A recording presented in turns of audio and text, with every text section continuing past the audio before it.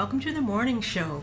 We're coming to you today on WJOPLP Newburyport at FM 96.3 on Channel 9 and on Newburyport Community Media's YouTube channel at ncmhub.org.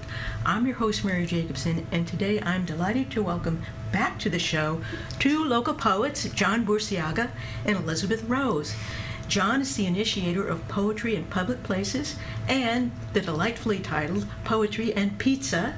He is a great advocate to make poetry more accessible and much more appreciated, and he's going to talk to us, give us updates today on both of those programs.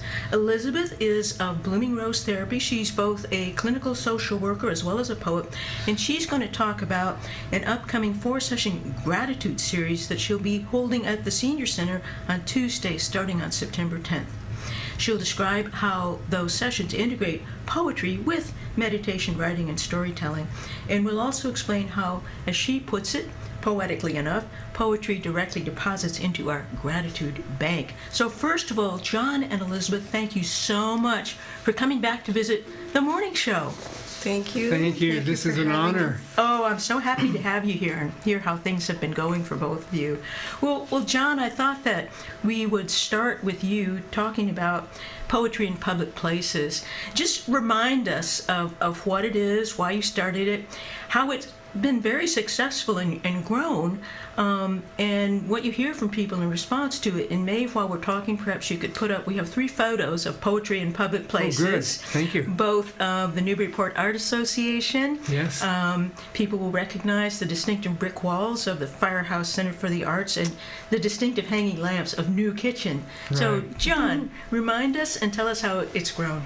Well, people are used to having to go someplace to hear poetry read, Yes. or to see perhaps buy some of the poets' books. In my case, what I'm going to do is to get it out there. Wherever people go, they see the poetry. They can't help it. And so the Firehouse has been good to let me put up several poetic interpretations of Greek myths when they staged Eurydice. What a great recently. idea. Yes.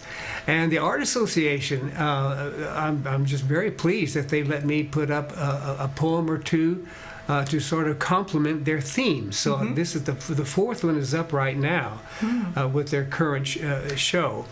New Kitchen lets me have every April, which is National Poetry Month. I can get up as many as 15 of my 3 feet by 2 feet foam board, professionally printed poems there. And so, things are moving right along. I've also had them up in another coffee shop, the coffee shop on State Street. Wonderful. As well. So it's been really, really exciting because really a lot of people, whoever goes into the Art Association, whoever goes into New Kitchen, goes to the Firehouse, and say, there it is, and they can't help but see it. Yeah, I'm sure there's a curiosity factor. What's on that poster over there? And I think it's wonderful that in the arts venues you can do something that complements the theme. So it's truly a multimedia experience for people then. Yes. John, what kind of things do you hear from people about what the experience of finding the poetry there is, this little gift from you, and having the opportunity to read it? Well, people happen to say, is the poet here? And if I happen to be there, like at New Kitchen. One time I was outside at New Kitchen, and a gaggle of young boys, pubescent boys, came out. Very bright kids. They'd been in there as kind of a little gang, doing something, having some lunch or something, and somebody had told them I was the poet of the things inside.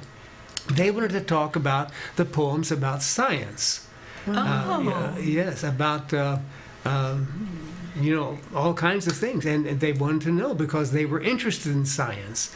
And my burden there is to help science be more palatable to people, because so many times you read something and it's all computations and gobbledygook, you don't understand it.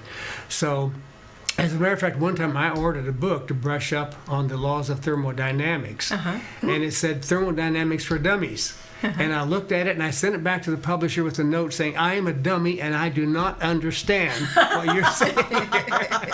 So, and I've actually contacted a couple of scientists to say to them, do you feel that poetry can help to popularize science? Wow. And the answer was yes, absolutely, full steam ahead. So. Oh, that is such a great story, John. I love that story. And yeah, I'm sure that poetry can help to popularize science, because science and poetry are both, in my view, about the nature of reality and truth. And so they share a common goal. It's just that often, as you were saying, science can get lost in the more incomprehensible charts, diagrams, and mathematical equations. But underlying it, it's the exploration of what reality is and what the universe that we live in. I love that story about the teenage boys coming out to talk to the poet. Yeah. That is just, I think that is something to do with Newburyport, both that people are friendly and they want to come out and talk, and also one of the first things I noticed when we moved to Newburyport was even the teenagers were friendly. Yes. I love that Yes. story. And how gratifying, I imagine it must have been for you to know that poetry in public places had engaged a group of teenagers, Right. and that they wanted to come out and talk to you. So you succeeded at every yeah. level. Yeah. I love that story. Thank you. John. That's special to me too. Well, I know that you're not content with just having poetry in public places on the wall, but you want to combine poetry with one of America's favorite foods, pizza. Pizza. And so please tell us, what triggered the spark? I know you've been doing it for a while, but I'm curious. Last time you had, I don't know if I asked you about, I assume pizza is one of your favorite foods, but if not, what sparked your idea? We can combine a favorite food with pizza. Yeah, well, I just want to have a place where people who are very new to poetry or might be interested in it, also emergent poets, would have a chance to come and have plenty of time to read. Yeah. And so we have an hour and a half to do that. It was just going to be about poetry, but Mary Kelly, who's activities director Yes. at the center, Senior Community Center, she thought it would be a good idea to see if there were some pizzerias interested. Well, they really were. I mean, there were a number of them who came out. And so every month there's a pizzeria who brings the best of their menu and offers it, free of charge to the people who come. And so the last half hour, we enjoy pizza and sit around talking, getting to know each other, talking about poetry. So it became Poetry and Pizza. You have to say that. And so as we begin again in September, I think it's going to be Port Pizza and Subs is going to be the one who does that. But we thank all of those wonderful pizzerias who are interested enough in poetry and people who love poetry to do that for us. So Poetry and Pizza, first Thursday of every month at 1 o'clock to 2:30. Right here at the Senior Center. Well, so poetry can be used to popularize science and pizza and now subs as well. So it's multifunctional. And what do you hear, John, from people who come to Poetry and Pizza? What kind of response are you What? Kate Sullivan is one of our favorite readers there. She's such a wonderful person, multi-talented. And Kate calls it, she said, this is a place where you come for the joy of poetry. And that's a wonderful way to put it, the joy of poetry. And the group is so lively and so appreciative and everything. My friend here, Elizabeth, is one of the readers, does wonderful things, and probably a good segue here, for what she's doing, because we've had a couple things who have sprung out of that. One is a poetry extravaganza we had in the spring that included young people as well as foreign poets, and then she's come to do this very, very wonderful program she has. Well, that is a terrific segue, John, and we didn't rehearse that, so really I appreciate that very much. So, to you now. Okay, well, I just want to say, as one of the poets who John invited to go to the Poetry and Pizza and present my poetry, it's been so special. First of all, he makes a special table for the poets to sit at, so you just feel so accepted and special, and it's really just a wonderful place to read. And everybody's invited to read, even if they're not at that special table. And so people come from the audience and they read too, and it's such a safe place. Let me just say So that it's such a safe place. Communal, then. It very is. Much It is. And every time, every month, there's more and more tables that are being occupied. Isn't that so? The word is out. It's really grown. Yeah, that's wonderful. It's really beautiful. So one of the things that grew out of that, I guess, was my relationship with the senior center started to kind of flourish, and I've been training to be a poetry therapist for the last year, and I wanted to do this particular kind of group, which is called what I call a gratitude series, or a gratitude group, and so they gave me the opportunity to start that. So I started that in June, and we went June and July, and we took August off, and we're going to re-begin it in September, on September 10th. Oh, wonderful. Yeah. Yeah. And so I think maybe the question is what's behind that group, I guess. Yeah, because I know you use poetry. Right. Along with some other things. Right. And you can tell us more about, I think it's meditation, writing, some storytelling. Yeah. So tell us about how that works, sort of help us gain insight into what a session feels like and looks like. Okay, so the whole idea behind it is that kind of like, neuroscience is now showing us that what we pay attention to actually changes the plasticity of our brain.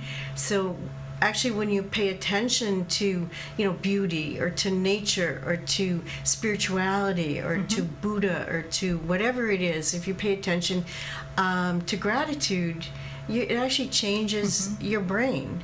And so for an hour and a half every week on Tuesday mornings from 10:30 to noon, we just concentrate on gratitude, and I do that by using a number of techniques. Like I use meditation kind of to help people relax and get out of their rational mind and into their senses, really. Yeah. It can be so hard for us to be mentally in the same place our bodies are actually inhabiting. Exactly, yes. So it sounds like that's where you start. Yes. Let's be present. Yes. In the moment. Actually, I start with this other thing. I start with everybody goes around and says something of beauty that they saw in the last week, which is really a good thing even to do at your dinner table. Absolutely. Because it just uplifts the mood, and some people have to struggle hard to find that thing of beauty, and maybe it's very small, it's just a flower that they saw on the way out the door, or something, and other people have lots to choose from, but anyway. So then everybody, like, it's also so personal, because what you see is beautiful is different from what other people see. So it's a way of us all getting to know each other too, and what we appreciate. And then we'll do a meditation. So some type of one time I did a raisin meditation, which was very popular, where you just hold a raisin in your palm, and then you smell it, and you sense it, and then you taste it, and then you swallow. It takes 5 minutes to eat a raisin. So the whole idea is attention, again, what we pay attention to. And then I read a poem, and I select a poem which to me is a poem that's uplifting, that has a sense of gratitude for different things. I mean, we did gratitude for ourselves, gratitude for our families, gratitude for nature, gratitude for, I can't remember other things. But once you start thinking that way, yes, there's exactly. infinitude of things it's to be grateful infinite. for. But you have to start thinking that way. Yes, you have to start thinking that way. And so the whole idea is kind of just to build a gratitude practice. Yeah. Because, if you savor what you savor, if you see something beautiful, don't just say, oh, that's beautiful, but really savor it and let it just imbue you with that feeling. And poetry is so nice because, it kind of, it abbreviates the rational mind. It just goes right to the emotions and sensations. So we're just really, it's really accessible to everybody. And it's, it's what I call, building your gratitude bank. Yeah. So you just keep putting deposits into your gratitude bank, and it grows. Wonderful. Well, I was hoping that you might be willing to share with us perhaps an example of a poem that you found particularly helpful or uplifting for to serve the purposes that you've just been very eloquent about. So I did, I brought this one poem, and it's kind of, it was a good example. So this is by Ada Limon, who's I think she's the 24th Poet Laureate of the United States, 2022 to 2023. I don't know if she is anymore. I don't know who it is. She And still a is. two-year term? She still is. That's what I she still thought. is. Yeah. Okay, she's still. So she's the current poet. So she's a current poet. All right. Okay, and this is called the raincoat. Okay, it goes like this. When the doctor suggested surgery and a brace for all my youngest years, my parents scrambled to take me to massage therapy, deep tissue work, osteopathy, and soon my crooked spine unspooled a bit. I could breathe again and move more in a body unclouded by pain. My mom would tell me to sing songs to her the whole 45-minute drive to Middle to Rock Road and 45 minutes back from physical therapy. She'd say, even my voice sounded unfettered by my spine afterward. So I sang and sang because I thought she liked it. I never asked her what she gave up to drive me or how her day was before this chore. Today, at her age, I was driving myself home from yet another spine appointment, singing along to some maudlin but solid song on the radio, and I saw a mom take her raincoat off and give it to her young daughter when a storm took over the afternoon. My God, I thought, my whole life I've been under her raincoat, thinking it was somehow a marvel that I never got wet. That's beautiful. So That's a terrific poem. It's such a great story, and it's very inspiring. And of course, it's going to make us all, or it makes me reflect upon things in my life that I've taken for granted, the protectiveness, the support, the love right. that underlies things that people do. And it can be very easy to take things for granted. It's so easy to overlook them, to overlook that raincoat. I'm going to bet people love that poem. They do And love you're- that poem, and so what I do with it. So then we talk about it. We talk about what was special about it to them, and it's the whole thing about poetry therapy is it's not about the poem. We're not looking at the poem. Yeah, it's not literary criticism. About the person. Yeah. And what that person felt from that poem, and so Yeah. it's anybody can do it because everybody has a response. That's right. And so then people share what they thought was important, and then I give them a writing prompt. And for this one, what was my writing prompt? I wrote it down so that I would get it right. Right, so the writing prompt is, so then I say, okay, for the next 7 minutes, or the next 10 minutes, you're going to write with this prompt. My whole life, I've been under the raincoat of. Oh, that's a great prompt. Yeah. Yeah, absolutely. That brings that poem home. Right. And that's the idea. Right. And That's so then, great. So everybody writes, and then they can share or they Yeah. cannot share. It doesn't Yeah. matter. And that's the Yeah. whole thing also is nobody has to share. Yeah. Like you can just share like, oh, what it was like for Yeah. them to have that experience. They don't have to share Yeah. what they wrote because it's Right. not about poetry Right. per se. It's not about their words. Did they get that right? Did they have Right. a good rhythm? It's nothing about that. Right. And so then at the end, sometimes we do this, and we did it with this one.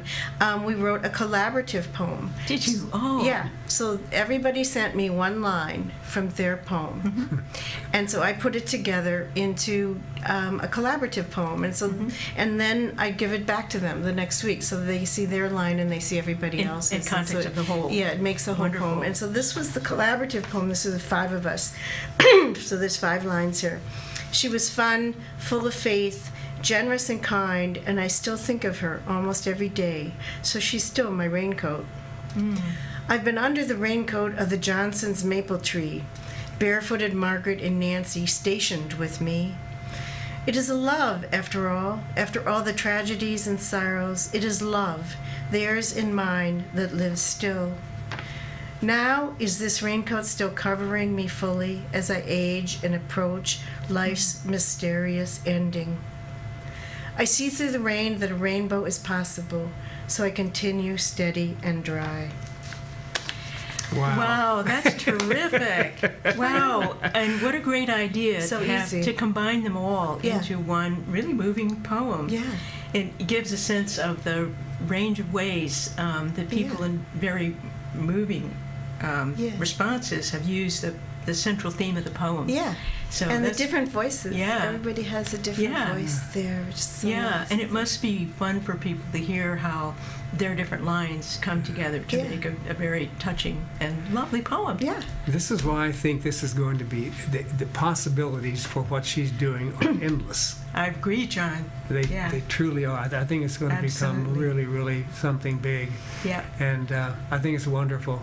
It's Yeah. just, and that's why I refer to poetry as the sacred scripture of poetry. As she says, it's part of everybody. Everybody Yep. can do something like this Yeah. in some way, even if it's a small way. Yeah, absolutely. Yeah. Well, I wanted to ask each of you, since our topic is poetry, is there a poem that each of you as individuals find yourselves returning to again and again and again? Is there one that really, it could be either for guidance, for inspiration, or just sheer pleasure or joy? And it could be one that you've written, or one that you find yourself just reading over and over again. I think most people have one. So I thought it would be interesting to ask you. So, Fire and Ice always comes to my mind. I like that just because it's such a well-fashioned poem, but it's talking about two different ways that the world can end. yep. And then I have added my own poem to that to make the third thing, which is an asteroid. Do you And have so it with you, I don't John, have to it with share? me. I probably could pull it out of my head, but I'm not sure I could. And I might get halfway through and then not be able to finish it. But it's called Fire and Ice and Asteroids. And it's dedicated to those scientists who look for and identify and find ways to divert the asteroids from causing great trouble to our Earth, as it did during the time of the dinosaurs. So I'm sorry, it's a longer poem, and I don't want to take up a lot But of time. I get the idea, and Yeah. it's an interesting idea that in Yeah. addition to fire and ice, you had the asteroid, and Yeah. somebody using science Yeah. to be able to actually Well, it is save one of my the Earth. scientific poems, yeah, about that. So. I think that's an intriguing idea. Yeah. Do you have one, Elizabeth? It's okay if you don't. Well, just- I do have a bunch, but I don't. It's one. It's called "Building a Place Within Myself." That's not exactly the title either, but it's all about. It's one that I use with my clients a lot, and it's all about just building a home within. That's what it is. It's finding a home or building a home within myself, and it's all about that. And the poet describes how she has a raging fire there, and she has a cup of tea, and so it's this idea that she's built an interior home. What a great, that's so consistent with the theme of Yes. your gratitude Right, series. right. And it's something that I do a lot in meditation with my clients and with the group. Yeah. So I don't necessarily use the poem, but I use Yeah. the concept and help people, especially people who, I see a lot of people who have loneliness as a Yes. presenting problem. Yeah. And I use this a lot with people who have loneliness because it's the whole idea of like, okay, now you're going to build this home inside yourself, and what are you going to put there? Do you have Yeah. a cat in the corner? Do you have a chest of memories over in the side? Yeah. Is your home on top of a mountain? Is it by a seaside? Whatever. And then and they decorate it.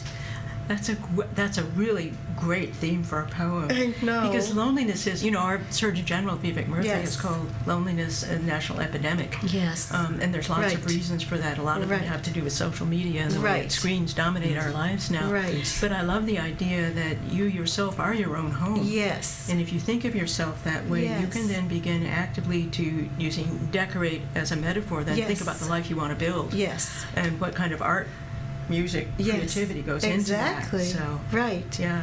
And so then they can use that as a home base to return to. Yeah, I'm absolutely. feeling lonely right now, Right. Like I could just meditate on that. That's right. And then maybe, they turn their mood around. Yeah, because you can be alone in your home and not be lonely. Yes. There's a difference between loneliness Yes, and being alone, which is exactly. sanctified space Yes. for the introverts among us, Exactly. especially. So I really like that. Yeah, thank you for that. Yeah. Well, I know that you are both poets yourselves, and I wondered if there was one of your poems that you'd like to share with us. Well, I had significant death this summer in the family, and it's made me reflect upon it, but I had thought about it before. I'm getting to the age where you think about that. And even though Freud said that it's difficult, if not impossible, for one to contemplate one's own death, I still thought about it. And so I have one that's called Time and Death. Mm-hmm. And it goes this way. Can I die now? I'm not the kind. Time's a factor here, and though I'm always quite on time, exactly what's the time to live or die?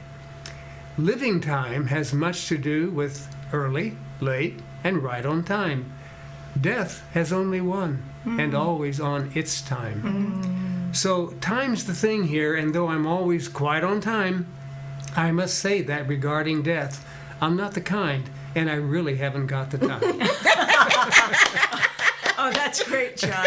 I like that a lot. I've heard this poem before. I love that poem. That's great. I love it. Thank you so much for sharing that. You speak it so well, John. So How about you, Elizabeth? So I've been obsessing lately about, there's a poem by Pat Schneider called The Patience of Ordinary Things. Good title. And it's just all about how things are there for us. Again, we take them for granted. You know, how the cup patiently waits for the tea to fill it.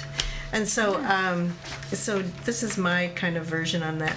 It's a kind of love, isn't it? The way the river churns over the dam, how the curly-haired woman umbrellas a handshake. I think I know her. How a thin teenager smiles a sidewalk, and an egged-up turtle crosses a sun-warmed shoulder, graveling to another side. How the country graveyard regards a steel-siloed skyline raised by the prairie. How grain lies with the wood floor for headstanding yogis and driftless dancers. How the sun rays through tree limbs and fans about the road. How the earth swallows horizons, inching us forward. It's a kind of love, isn't it? How everything has a job. Oh, I love that. That's terrific. That's good. Everything has a job. That's terrific. Well, I brought a favorite poem. Excellent. Most excellent. And I wasn't sure I was going to read it, but it's on the theme of contemplating mortality and also the everydayness of ordinary things, and it kind of brings them together. So I'll go ahead and share it with you, and you may know it. It's called What the Living Do. It's by Marie Howe. Oh, I love her. And She's I love pretty this great, poem. isn't she? Oh, Do you my know the God. poem? Yeah, I know her. Yeah, her book, Well, What the Living... Did you read? I don't know where I found this. All right, I only it's found it a wonderful. couple of years ago, but I go back to it all. It's on my computer now, so I can read it. You know, I'll see it, in the midst of doing something. So I'm going to read that right now. Good. Because for reasons that become clear as you read the poem. So it's What the Living Do by Marie Howe. Johnny, the kitchen sink has been clogged for days. Some utensil probably fell down there, and the drainer won't work, but smells dangerous, and the crusty dishes have piled up waiting for the plumber I still haven't called. This is the everyday we spoke of. It's winter again. The sky is a deep, headstrong blue, and the sunlight pours through the open living room windows because the heat's on too high in here, and I can't turn it off. For weeks now, driving or dropping a bag of groceries in the street, the bag breaking, I've been thinking, this is what the living do. And yesterday, hurrying along those wobbly bricks on the Cambridge sidewalk, spilling my coffee down my wrist and sleeve, I thought it again and again later when buying a hairbrush. This is it. Parking, slamming the car door shut in the cold, what you called the yearning, what you finally gave up. We want the spring to come and the winter to pass. We want whoever to call or not call, a letter, a kiss. We want more and more and then more of it. But there are moments, walking, when I catch a glimpse of myself in the window glass, say the window of the corner video store, and I'm gripped by a cherishing so deep for my own blowing hair, chapped face, and unbuttoned coat that I'm speechless. I am living. I remember you. Ooh, wow. Yeah, it packs a punch, doesn't it? that's very- Just that's a because where great it brings punch. you to, just a Yes. reminder to, Right. there's so many things, it was a theme earlier, we take for granted in Yeah. life. And sometimes we forget to be grateful that we're alive. Right. Yeah. Right. Which is Absolutely. not going to last forever. Right. Yeah. So anyway, And I love that last image, that self-love. I know. I love that that's exalted because Yes. that is, we each deserve that. We each Yes. deserve to look in the mirror Yeah. and say, yeah. I love you. It's a terrific poem. And it takes me, I love reading it again and again because it's so easy to get caught up in, in Buddhism they talk about the monkey mind. Yeah. And I call it the muttering mind. It may reveal more about myself, but I do my share of muttering internally. And because as she talks about that we want this, we want that, Yes. we can get caught up in what we don't Yes. have. Yeah. Right. And we can forget to simply value the benefit of, but we're alive. Right. And so anyway, I wasn't going to share it, but then with I the love themes it. that you both brought Yeah, up, no, I it's felt like, no, I'm perfect. gonna. That's perfect. I love On it. our own behalf, can I say we really thank Sarah Landry and Yeah. Mary Kelly Yeah. of the Senior Community Yeah. Center because they both knew a good thing when they saw it with the poetry and pizza and with what she's Yeah. doing, this great mission she has. So just want to thank them. A great shout out to the Absolutely. whole community. Thank yeah, you. that's right. Thanks to them because it sounds like it's not only great to share an appreciation for poetry, but it sounds like it's such an active way to help people connect with one another. Yeah. And we were just talking about loneliness. Yeah. And to bring together people who can talk about significant things about life, because the poetry, as you've been very eloquent about, Elizabeth, the poetry will take you there. If you let it rest within and sink and settle and talk about your response to it, then you not only have a community of people that you're creating with poetry in public places, with the gratitude series, with poetry and pizza, but you have a place where people can actually talk about what's truly important about life. And in many social situations, we talk about the weather, we Yeah. talk about this or that, but we don't talk about the nature of gratitude. Yeah. We don't talk about the prominence of themes of mortality in our life, Right. although of our generations, of course, we're going to be thinking about that a good bit of the time. We can't avoid it.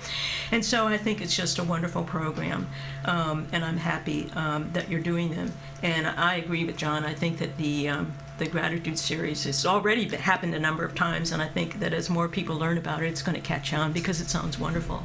So thank you both so much for visiting the morning show and sharing the important and impactful work that you're doing. I really appreciate it, and thanks for the poems as well.